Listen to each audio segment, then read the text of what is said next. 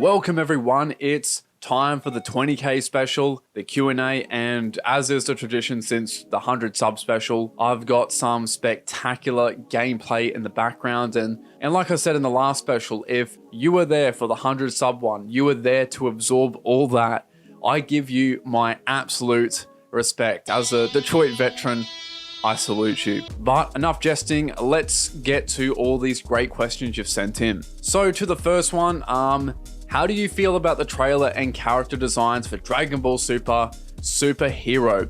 The big question of the day. Yeah, so I had so many people asking my thoughts on it, and yeah, I was completely disappointed. Not by how it was like animated either, but just by the fact that the rumors about it being 3D were very much true. All hype left my body the instant I saw it. Yeah, very disappointed, but I will say that I enjoyed the second trailer actually. I think because like by the time I had already got used to the fact that it was going to be 3D and the story was going to be low stakes by what was described, so my expectations were already low. So when watching it, I was like, oh, actually I'm kind of down for this story. Maybe it's because I've been watching Lupin the Third lately, so I'm more excited for like light-hearted action adventure more than usual. I don't know, but yeah, I'm sort of excited for it. But man, I really do hope this 3D is a once-off, that's for sure. Like if this was 2D, I would be so much more hyped, and I'm sure much of the community would be, but you know, it is what it is. And I'll probably make a more in-depth video on my thoughts and about this move in general. So yeah, and like, yeah, to the character designs, very interesting. I was surprised, honestly. Like there are some that do look like Shintani, but like AJ was saying, there are others that feel like Chikashi Kubota, and I'm in complete agreement. Like there is no way for one, it's just Shintani going off the character sheets and the art in the trailer, and like some of the designs do feel Kubota-esque, and I find it so funny because like in the Shintani video I did, I was sort of dreaming how great it would be if he ever like handled the character designs, but I was also like, oh, it'll probably never happen. And so yeah, if it is confirmed that it's him, I'm going to be pretty happy. But to the next one, do you think that there is a possibility of Masaki Sato returning in the future? It's definitely possible, I wouldn't rule it out. As I said in an older video, he was contacted about doing some work on DBS Broly, but there was like a conflict with schedules, and sadly he had to turn it down. And like it would have been really interesting to see his approach with Shintani sheets and how much he has improved in general animation wise. Like it would have been also great to have like a veteran of the franchise return for the 20th movie. I think that would have been great, but I will also add that he has mentioned on Twitter in the past, and I'll actually bring up this quote to make it easier. So he said, quote, "I gracefully resign as a relic from the past and look forward to the future growth of him," referring to Shintani and the other young talents. But like even in saying that, I have no doubt if he was presented with the opportunity again, like I'm sure he would take it. What are your thoughts on the Goku Mastered UI versus Moro fights, arts, choreography, and paneling? If I'm honest, I never went through and finished that arc. I'm really behind on the manga. I just never got around to it. But from what I did read, much like I said in some of those older videos, is that generally his paneling is much smoother. The choreography is typically interesting, and I like the more sort of angular touch that's begun to appear in his work. Will you make an in-depth animation breakdown of Tadayoshi Yamamuro, much like the Naotoshi Shida one? I've definitely already broken down his work in the past, so I'm guessing you're referring to like the animation breakdown series in particular. If so, maybe. If I'm being honest, as much as I love his style and the quality of his character art, there is not a lot of animation from him in like Z that I could dedicate an entire video to, like that is video worthy, with exception to maybe the Ginyu one and the Majin Vegeta and Goku one, which I already have touched on before anyway, so I don't really have much interest in talking about that one again. Although I will say actually his scene in movie 12 was quite good, and in a lot of those breakdowns actually I haven't really touched on any movie stuff, so well, I haven't really touched on movie 12 in general, come to think of it, but yeah, that would be something a little bit more fresh. Yeah, who knows, I actually might consider that one. That would be fun. How do you feel about people who trace official animations making more money than the original animators? Do you think animators get paid enough, or does the pay come with the business? Maybe animators should just make YouTube content, LOL. So you're asking me what my thoughts on Mastar Media is? I mean, what can I say that hasn't already been said? Of course, I think it's wrong. I mean, if you at least credited the animators and was like, oh, I used so-and-so's clip, that would be something at least. But like, yeah, to the whole question regarding about animators' pay, again, absolutely, I think they should get more. As Ken Arto said, who worked on DBS Broly, he said, you don't live, you survive. In-betweeners, for example, get paid like $2 per frame, regardless of how long it takes. Like, it's almost Chinese Nike sweatshop territory. And it's why when people like chuck the word lazy animation or he's a lazy animator, it couldn't be further from the truth. There is no place for laziness in the Japanese animation industry. You get paid per frame you draw. It's not like when you're working at Macca's or Mickey D's, as I believe the Americans call it, where you like take a 20-minute toilet break, but you still get paid because it's an hourly rate. Probably get yelled at, but you know, still get paid. Like, typically what it comes down to is the animation director or supervisor, as it's also referred to, and time. Time is literally gold, and the reason why the art may be unappealing or there's rough animation is, in most cases, is simply down to a lack of time. And even in cases where you have someone like Quintano, whose art generally isn't that great regardless, if there was more time, the animation supervisor, the quality controller for the episode essentially, would be able to clean up the episode through corrections. And that's why, as much as I joke about Uchiyama and Ebisawa, I would never define them as lazy animators or anything like that. But back to like about the pay and all that, in saying that, I'll be honest and mention that I haven't done nearly enough research to form an opinion on how much they should get paid and like how that would take place. I think it would be very naive to be like, yeah, they should get $30 per frame, like a figure that would shoot way past the budget of a show, thus causing a studio to have to drastically reduce the amount of drawings in an episode to match the budget, hampering the animation quality, but most importantly, threatening jobs. It's a subject that is quite deep, and I will say, from what I do know, it's not an issue just related to the Japanese animation industry. I think it's a bit of a cultural one, especially in regards to like the workaholic nature that exists in Japan. So yeah, it's something that could spawn its own video. But with YouTube, you do actually have some animators like Yuya Takahashi, for example, or Studio Bulldog, doing a lot of tutorials and giving general insight to how animation is made. But YouTube honestly doesn't pay a lot either, unless you're getting consistent and high views. And even so, that takes a lot of time, years even, where you might not earn a single cent. But yeah, hope that answered your question. Sorry for rambling on a bit there. What animators are you hoping to see on the new Dragon Ball Super movie? Well, I was hoping to see Nikatsu, but that dream's dead. I mean, it's 3D, of course, and animators like Naotoshi Shida or Naoki Tate are 2D animators, so don't expect to see them on the film. Although Naoki Miyahara has been working in the 3D world for like many years now, so yeah, it'd be cool to see him on it. Alright, now to the next one. Will you be doing any Hunter x Hunter videos in the future? It would be awesome to see 99 get some more love. Also, which one do you prefer, 99 or 2011? Love this question. I'm so glad someone asked it, and yes, the 99 version does need more love. But yeah, I recently just finished off my rewatch a couple of weeks ago, this time watching it subbed and going through the OVAs as well, which I'd never seen. And I've been posting a short review of some of the episodes on Twitter, although I am like extremely behind on that. But yeah, much like I've said in a lot of those posts, and something that I've seen several others point out, is the direction. The director for the show, Kazuhiro Furuhashi, I hope I got that right. Much like his work on Rurouni Kenshin, which is just filled with beautiful background art, like in every episode, Hunter x Hunter is no exception, and he like brings this very grounded and realistic feeling to the visuals, like through the lighting, detail, and whatnot. And probably should give credit to Toshiyuki Kato as well, who assisted him. But yeah, it has some of the best background art I've seen, honestly, in a weekly anime. It's a crime that there isn't a higher quality remaster of this show. But yeah, to the question of would I cover it, after gathering some of the art for it for this video, yeah, I want to more than ever now. But whenever, as I've said to a lot of people in the comments, whenever I cover anything outside of the main topic of this channel, and this goes for other Dragon Ball YouTubers, it tanks big time. And It's why I'm very hesitant, especially from past experience, but I'll probably elaborate on that a bit more within one of the later questions.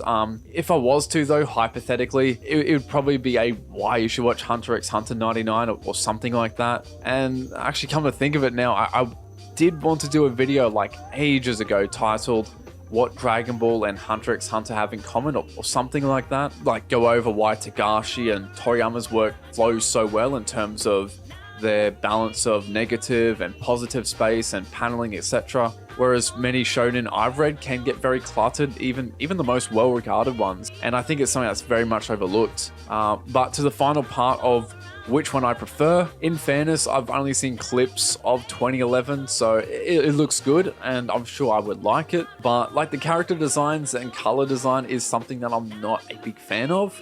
During my rewatch, I was looking at some of the character designs and art from 2011, and I was joking with my friend saying, why does it look like a kid's show? I don't think he liked that. But yeah, no, Takayuki Goto provides a lot more of a realistic feel to the designs. I think due to the faces are more like rounder and less pointy and sharp and longer even. Not saying I don't like that sharper style outright, as the staff were trying to match it to Togashi's work a bit more, and I do like Togashi's style. It's one of my favorites next to Toriyama, and it was something I praised actually one of the animation directors or supervisors, Koichi Hatsumi, for in those reviews. Actually, he was also a former Studio Junior member, so that's interesting. But even so, I think 99's designs work in perfect sync with the more serious tone. But yeah, to the next one. Who is your favorite animator? If I'm honest, I don't have a particular favorite that I like place above all, but some of my favorites are like Hiroyuki Imaishi, who is just insane. I love dynamic poses and foreshortening, and he just turns it up to 100. His animation as well is just so over the top, and there's so much emphasis on characters' movements, and it carries just so much energy on the whole. And in saying that, I have to mention the man himself, Yoshinori Kanada. Again, super stylish in how he portrayed movements, which became so influential, and I particularly love the straight toned effects he would draw, and I'm just thankful for the multiple innovations he brought. His and Imaishi's work just makes me want to drop everything and become an animator.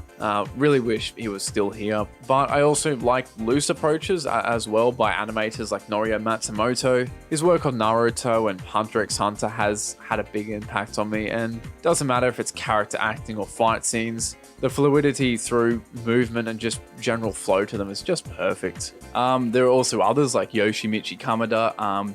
I've said many times in my videos that I love rough and gritty art styles, and he certainly embodies all that, especially his impact frames, which are just insane.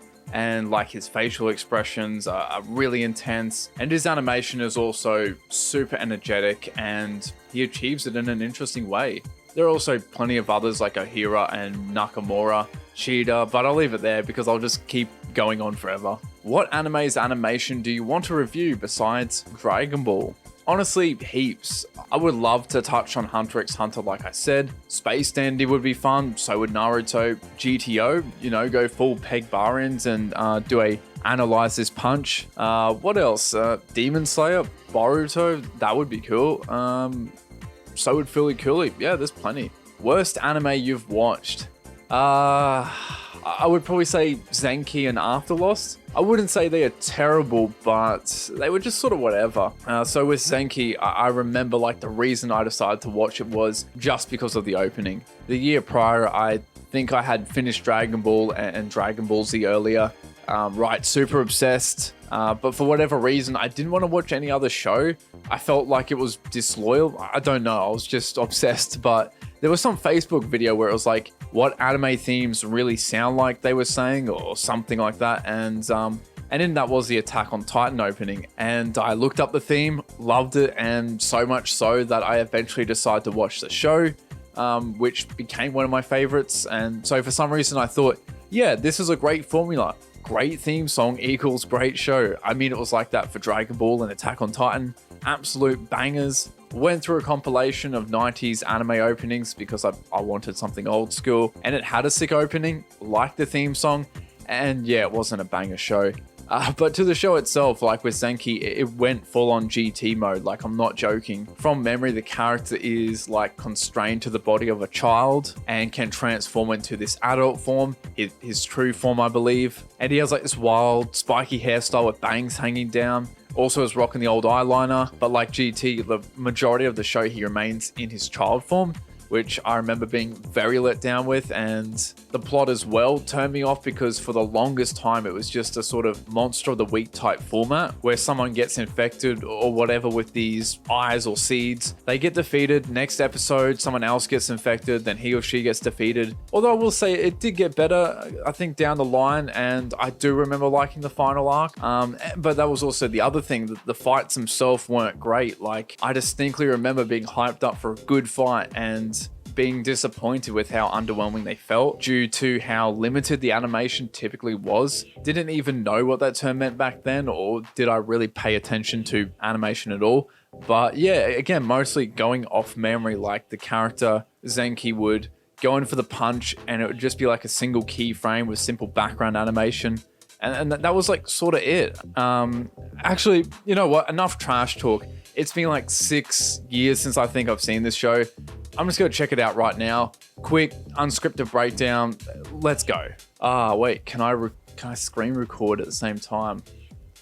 All right, let's go. It seems we can. Actually, I just remembered a lot of the times the whole battle, the final fight would of course take place to the end of the episode. So let's get going. Far out, that's brutal. That's insane. That's interesting. That feels very sort of Canada-esque with the jerky timing and everything. Some nice character art. It's pretty insane. Oh, it's actually... Oh, here we go. Here we go. Here we go. Now we're getting started. Far out, she's hot. Man, I just gotta say...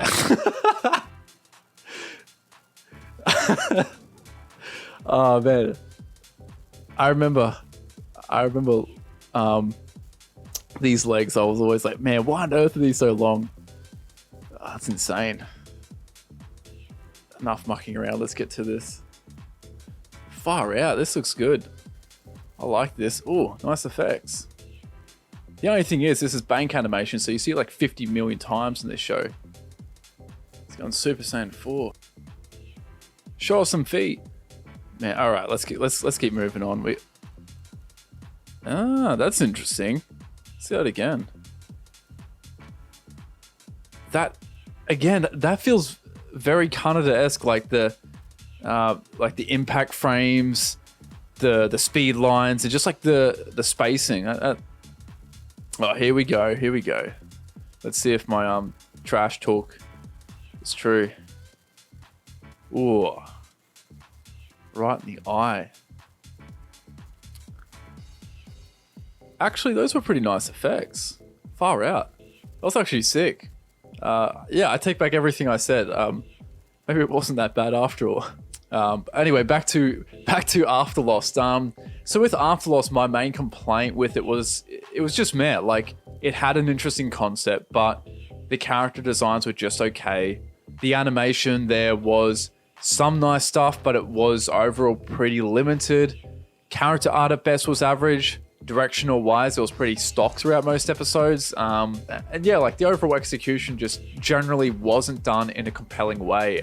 But yeah, that's my two, well, okay, with the exception to one, that's probably my least favorite anime. But yeah, to the next question. What is your favorite piece of music from the Dragon Ball /Z anime? I'm so glad you added the original series there. From Dragon Ball Z, if we're talking about the Falconer track, it would be probably Time Chamber. It's such a tranquil song that just went perfectly with Vegeta's death, and it definitely brought a tear to my eye. And I think it's one of the first times a song from a soundtrack really stuck out to me. Like the next time I rewatched the series, I was just waiting for that one tune. I don't think I ever felt that with any, or should I say plays with any series I watched prior to Dragon Ball Z. Goku's Super Saiyan 3 theme and episodic Trunks, I believe it is titled. yeah, that's also up there. With the Kikuchi score, it would probably have to be the rendition of We Got a Power. I think it's M1703. Yeah, very energetic and fun. Brings me back to when I was rewatching that arc in Year 12. Good times. Now, in the original series, you've given me a very difficult task. It would probably be this track, which I'm unaware to what the name is. It's so peaceful and nostalgic. I used it for my outros actually once or twice. And I feel very much the same about this one, which played at the beginning of the series. Really sets the mood. In general, I love the soundtrack for the original series. There are plenty of other great ones. In my opinion, that's some of his best work. Do you think Toyotaro is a great artist, okay artist, or a bad artist, and also why? Yeah, I think he's good. I used to be a little hard on him back in the day and leaned very heavily to young Gigi, and that sort of changed over time. One thing I like about his work the most is his color illustrations. They feel fresh and original. I've also mentioned before how I love his poses. They're dynamic and they're not usually stock. I mean, yeah, he does reuse some, like many mangaka do, but he can still pull off some great ones. And I still would have chosen Katsuyoshi Nikatsu all day if I had to pick someone, like if I had to pick anyone to continue with the manga. But over time, I've come to like his work, and it's been great seeing him grow. Do you have a job outside of YouTube? Yeah, I do this part-time. Typically, I spend the rest of my week doing freelance illustration and a bit of graphic design. I've been commissioned on several projects over this year and the last one, and yeah, that certainly keeps me busy, which is why doing YouTube full-time and even just putting out 2 videos a week would be impossible. Unless, of course, I was making a couple of more of the old dollary dues. But even then, I would still be a little hesitant because it's a little less stable, YouTube is. And I just generally enjoy doing freelance work. It would be a hard thing to sacrifice.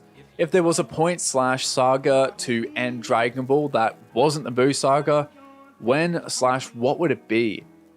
I don't know. Like, I'm definitely not one of the people who are like, the series should have ended with the Frieza saga. Ending there would have felt so weird and left so many unanswered questions. Like, what was Gohan like when he grew up?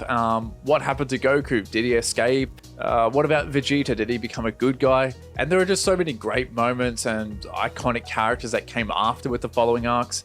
And no Studio Cockpit episodes. Yeah, that's not a timeline I want to live in, so yeah, none. Will you venture into discussing other series in the future? By Jay, who has also been with this channel for ages, so shout out to him. I definitely remember seeing him in my comment sections back when I think the number of my subs was like in the 300s, so big thanks there, Jay. Thanks for sticking around. But yeah, I had several other people also ask me something similar for this video, so yeah, I'll wrap it up all in one. And it's something I see a lot in my comment section. So to expand on what I was saying before is views. I would love to cover other series. You might have noticed I've been name dropping other series in some of my videos. Like for example, I decided when backing up one of my points, I would name drop Space Dandy.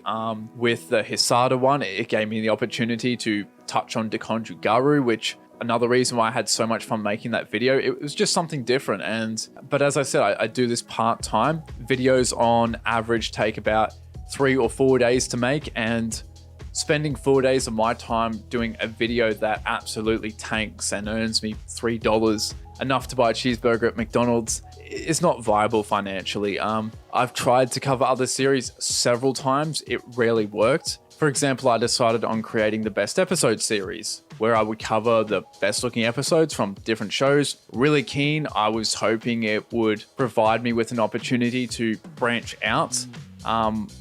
But yeah, this is the views from the prior video and then the one after. And that video took almost a week to make. Again, sometimes later wanted to do a video on Araki. I was pretty aware by this point that it would tank, but I remember I kind of felt bad because there was a decent amount of people who had been asking for ages about doing a video on him. And I knew there were a lot of people who didn't just follow me for Dragon Ball back then. And at the time I was sort of treating it like, oh, if I just do a non-Dragon Ball video once every couple of months, and you know, if the next video does well, it'll be all okay. And again, you can see that sort of worked, but it did take a hit. But then came 2021. did a part 2 for famous mangaka Draw Dragon Ball, and after that my channel literally died. Like every video would do worse than the prior one and everything just dipped. Lost a bit of motivation as well.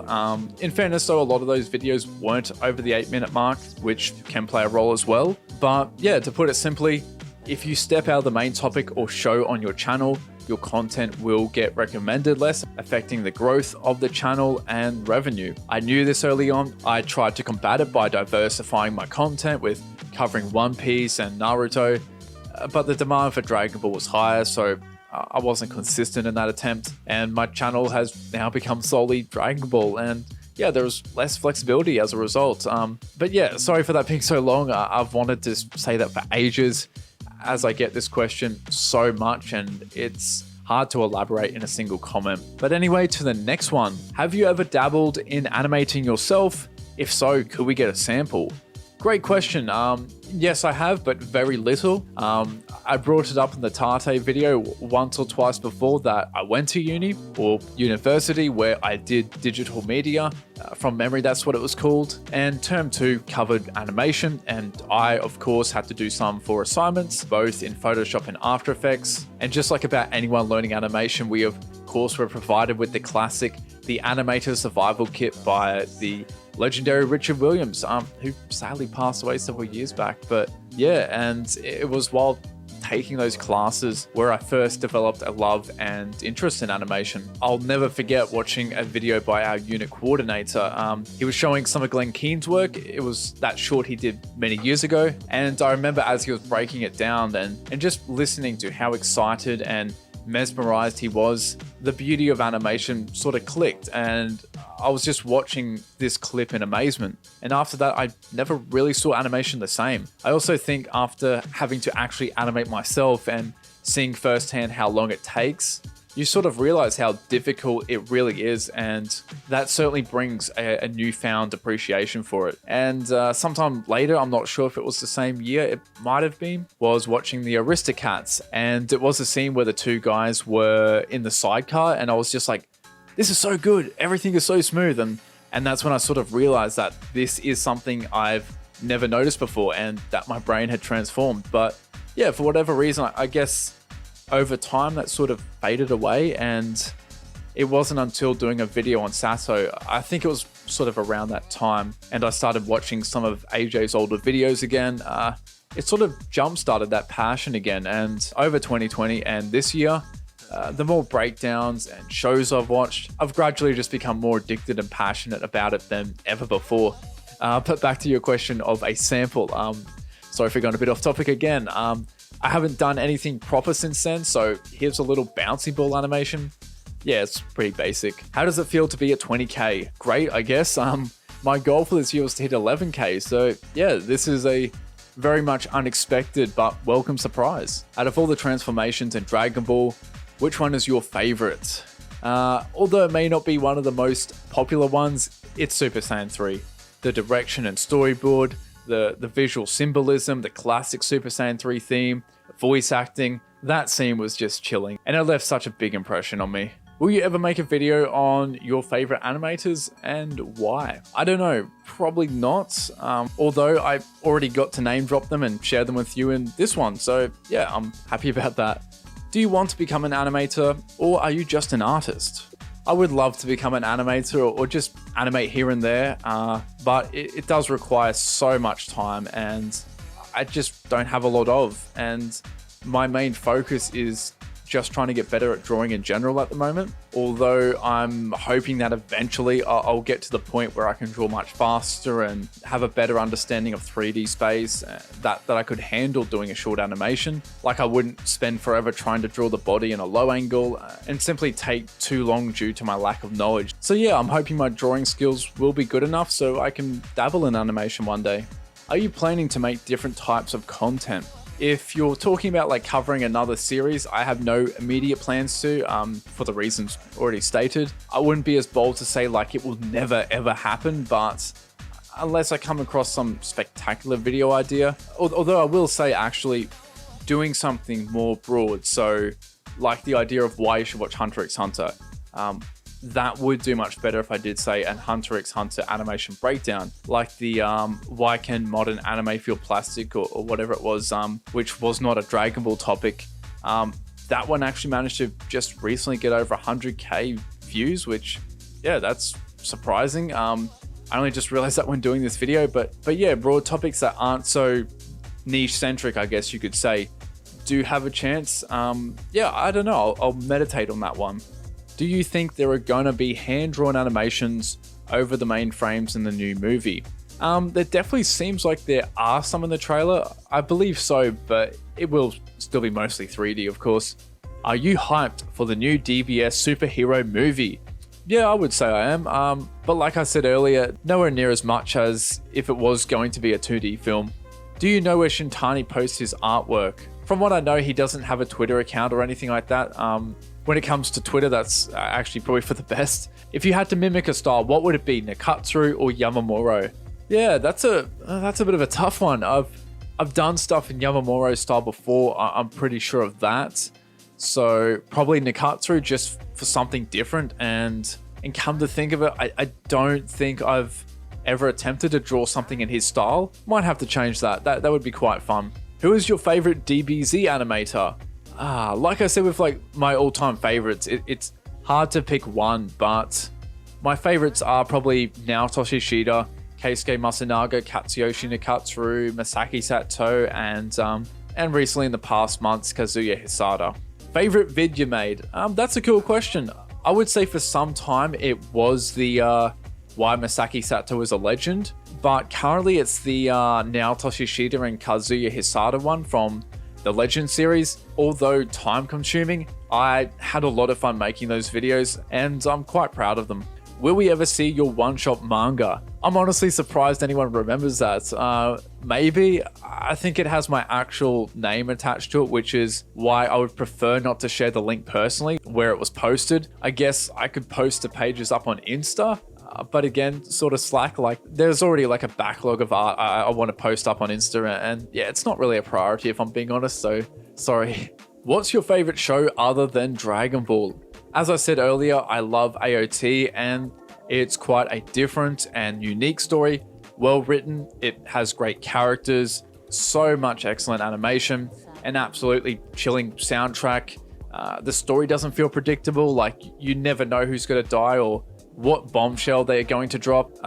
Even when rewatching season 3, or already of course having known the outcome of the battles, I was still so immersed, and I think that's the mark of a really exceptional show. Like, it's one series I remember having to pull myself away from so I didn't burn through all the episodes, especially back in the day when only one season existed.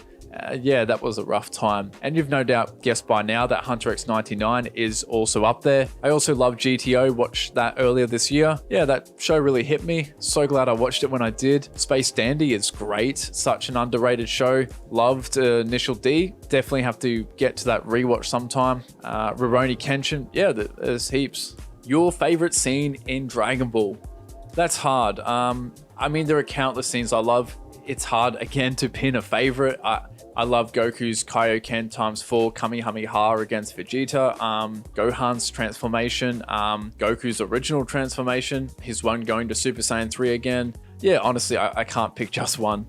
Can Broly fuse with Goku in this new movie DSSH? Probably, if he uses the Patara earrings or something, although I doubt that will happen. Wouldn't be surprised to see heroes pull something wild like that though.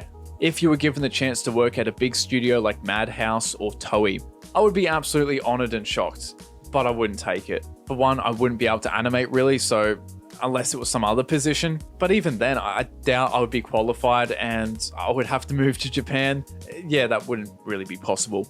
What's your favorite form for Goku? As I said, love Super Saiyan 3 and Super Saiyan 4 looks great as well. And also mastered Ultra Instinct. What do you do in your free time other than drawing? Well, typically I used to give myself an hour a day to play games. I would use it as part of my break.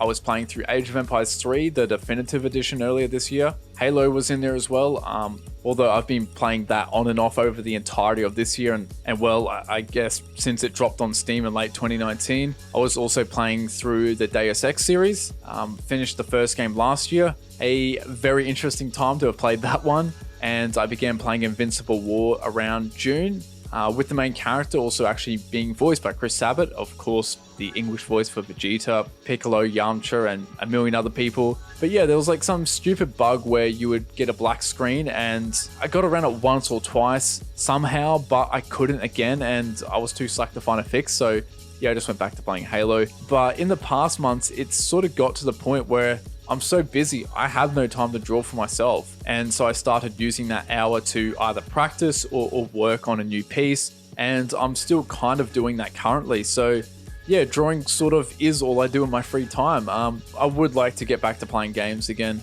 Still need to play Kakarot and the Outer Worlds one of these days.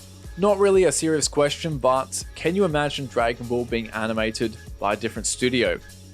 If you mean, can I imagine seeing another studio handling Dragon Ball instead of Toei, that's very doubtful. Although if you're asking, can I imagine what it would look like? It's impossible to say because it would depend on who the character designer and supervisors would be, just, yeah, the general staff. But I guess the anime Blue Dragon, which I'm currently watching, does give you somewhat of an example of a completely different studio handling a show with Toriyama's designs. And interestingly enough, it was actually handled by Studio Pierrot, which also handled Naruto. But anyway, to the next question. What's your favorite manga chapter of Dragon Ball franchise and why? If I'm honest, I don't actually have like a particular favorite. How did you get into art? I got into it at a young age. Hard to say what it was that motivated me. I just love to draw, but gave up like around grade 5 or something because a lot of the guys in the grade above me were far better than me, and yeah, I felt like I had no talent. Fast forward then to like grade 11, 3 of my friends were always drawing during class, and perhaps it was like partly that I didn't want to be left out, but yeah, I guess it just motivated me a bit to try again. And one of them had got my other friend into Dragon Ball, and so I was like, oh, I want to check this out now as well. And they began drawing Dragon Ball more, and so I wanted to have a shot myself since I love the show and it looked fun to draw. And thanks to positive feedback from family and friends, it motivated me to keep going. And after I graduated, I was like, I'm going to take this seriously. I want to draw my own manga someday. And yeah, so I put more time into it, kept on going, and still draw to this day. Would love to see character development from a storyline and art point of view, example Videl Gohan. Yeah, that would be cool. I'm definitely not against seeing more of them. How did you start your YouTube journey, or what was it like? I started in 2018. I was a bit hesitant, wanted to start in 2017 and early in 2018, but I kept putting it off because I guess I had a bit of anxiety back then about putting myself on the internet, so to say. All the sort of what ifs and what could go wrong just flood your mind, but I eventually bit the bullet, and during my uni holidays I was like, I'm just gonna do it, enough putting this off, and I made the video, The Evolution of Akira Toriyama's Art Style. Got like 3 views the first couple of days. I was unsure if one of them might have just been me even, but yeah, I was happy because I completed my goal and no one had really seen it. But then a couple of months later, it had got 200 views, around October it was, and there was now a like, a sub, and a comment. And it was something like, great video, keep it up. And that gave me a bit of confidence, and yeah, it would later blow up and be my first big video, which really helped my channel. And I'll add in closing that, funny enough, in October of 2018, when I still had like 200 views on it, I actually had forgotten my password and considered ditching the channel and making a new one. Glad I didn't do that. And to the final one, how do you go about making videos, such as writing process, research, recording? It can vary. Some weeks I can go into it having not a single clue what I'm going to cover, and I may spend a couple of hours where I'm just browsing interviews, trying to think of something. I'll eventually land on a topic, or sometimes I'll think of something straight away, and while making it, I'll come across an interview or whatever that gives me another couple of video ideas, so I'm like covered for the next couple of weeks. And yeah, that cycle can go on for about a month or so before I run out of ideas, or should I say good ideas. Like, I could make animation breakdowns on fights from this series forever, but it wouldn't grow the channel. So yeah, good ideas. But also during the writing process, I may come across something that reminds me of an older video idea from months ago that I forgot about. That happens a lot, or even years sometime, like the why did Dragon Ball's art style change so much? That sort of concept, at least, I thought of, I think in 2019, but I shelved it, then completely forgot about it until this year. But in all honesty, like reflecting back on that, I'm glad I didn't cover it back then, because I really didn't know that much about the animation side of things to do it justice. Like from memory, because I sort of write out or have rough outlines in my head of what I want to say. I think my point was going to be more so pointing to Toriyama's style evolving, which isn't wrong, and I believe I brought that up in the video, but the reason it did change was much deeper than that. And I don't think I would have done the topic justice back then, so sometimes, yeah, there will be topics that I may feel like I'm not ready to cover yet. With the writing process though, I'll jump in on Notepad. Also used to use Microsoft Word, but like had some account problems, so yeah, Notepad it is. Generally, I mean, it varies so much depending on what topic I'm covering. Like if it's an animation breakdown, the main research I will do will involve credits. So I'll hop onto ANN, Kanzenshu, or DB Animators blog to get the credits. Perhaps look for Gengar Online as well, relating to that episode. If it's like the last video, it was more so just pouring through 10 or 15 interviews, mostly on Kanzenshu. Then when it comes to recording, I spend like 20 minutes sometimes if there are a lot of Japanese names I've never said in my life, and I'll jump on to pronouncenames.com or something, trying to learn how to say them correctly. And then there will like be that one dude who says I got it wrong anyway. But all the editing is on Adobe Premiere. Usually just filtering through mistakes. Used to take like an hour or so. Now it's like 2 hours. I think it's because my recordings are much longer these days, as I've become a lot more particular with how I pronounce words. Like it's hard not to use slang and talk like I do in an everyday conversation. So for example, us Australians love to chuck R or A on the end of words. So like instead of animator, it's animator, or water, it's water. So I'm constantly having to like correct myself so it sounds, I guess, more professional.